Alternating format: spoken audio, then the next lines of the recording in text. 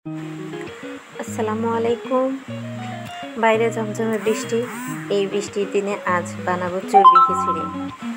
প্রথমে চাল ডাল ধুয়ে নিয়েছি, তার মধ্যে দিয়ে দিচ্ছি পেঁয়াজ কুচি, রসুন কুচি, কাঁচামরিচ। এই মশলাগুলো দেওয়ার পর এবার দিয়ে দিব কিছু তেজপাতা, হলুদের গুঁড়া, ধনিয়া গুঁড়া,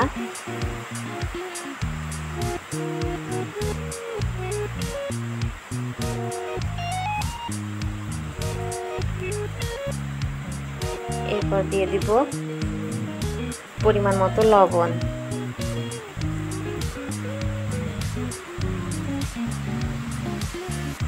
এবার দিব সয়াবিনের তেল।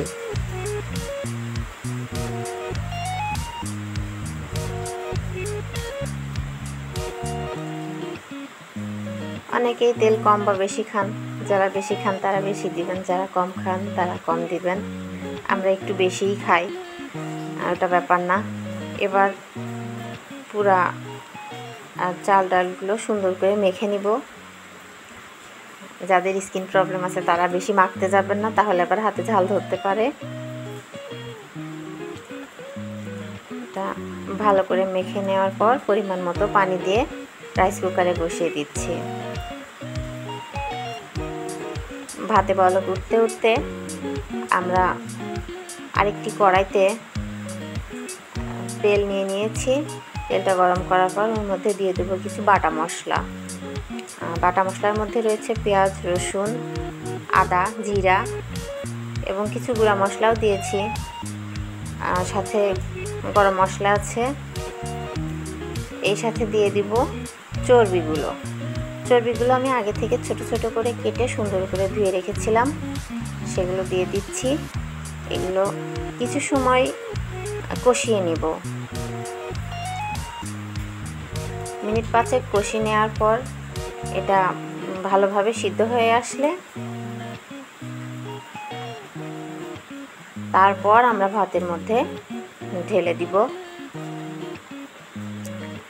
আমাদের চর্বিগুলো কষানো প্রায় শেষের দিকে।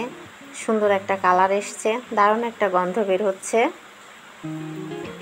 এটা আমরা একটা নতুন পাত্রে ঢেলে নিয়েছি।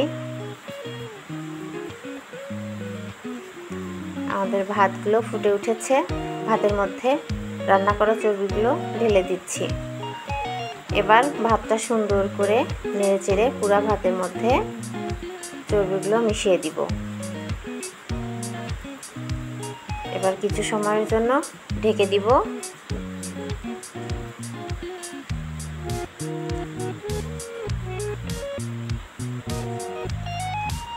খিচুড়িটা প্রায় হয়ে এসছে, কিন্তু তার আগে আমরা আরেকবার ভাতটা ভালো করে নেড়েচেড়ে মিক্সড করে দেব, কারণ ভাত ফোটার সময় ওগুলো অনেকটা এলোমেলো হয়ে যায়।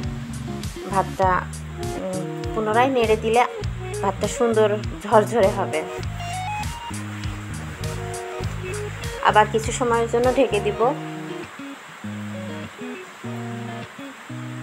কিছু সময় ভাতটা দমে রাখলে পুরোপুরি ভাত সুন্দরভাবে সিদ্ধ হয়ে যাবে এবং ঝরঝরে হবে।